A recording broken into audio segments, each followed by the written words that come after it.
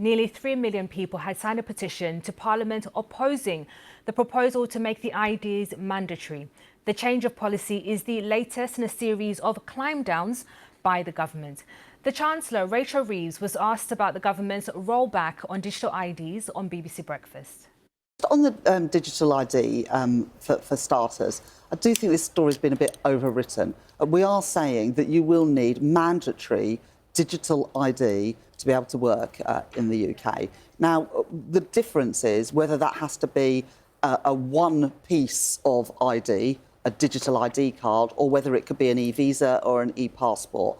And we're pretty relaxed about what form that takes. The Prime Minister wasn't very relaxed about it when he stood at a lectern only a few weeks ago and said this is absolutely going to happen. It's really important to have a digital ID that we're going to introduce, not passports. Well, no, but digital. We don't have digital passports today, as you know. This will be about having digital checks that you have to verify that you can work in the UK. And there's a reason for this, because at the moment, people are undercut by illegal, cheap labour, which drives down wages and standards and conditions for people who do have a right to work in the UK. And we're going to root that out with these digital checks.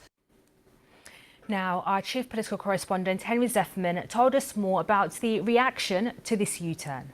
I think there is no getting away from the fact that this is a significant change to the policy as first announced by Sir Keir Starmer just 4 months ago. As a reminder of what the Prime Minister said back in September, he said, you will not be able to work in the United Kingdom if you do not have digital ID.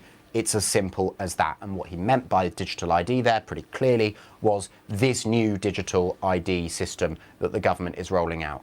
That is no longer the case. It turned out not to be as simple as that. The government is still rolling out digital ID and they hope that many people will take it up, but it will no longer be mandatory. That is a significant change. I think it's partly to do with the fact that this became an unpopular policy and the government was anxious about that detracting from what they still hope will be a pretty significant transformation to how public services work as a result of this digital ID, even if that's pretty different to the rather narrow explanation that was originally given for digital ID, which was to combat illegal immigration specifically. In terms of the reaction to this, well, look, as you'd expect, the government's political opponents are pretty unimpressed. Reform UK saying this is a victory for individual liberty. The Liberal Democrats saying number 10 must be bulk ordering motion sickness tablets to cope with all the U-turns. And the Conservatives questioning Keir Starmer's authority.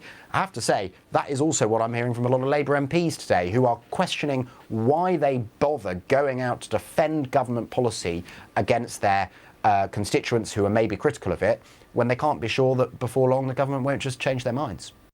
And that was our chief political correspondent, Henry Zeffman there.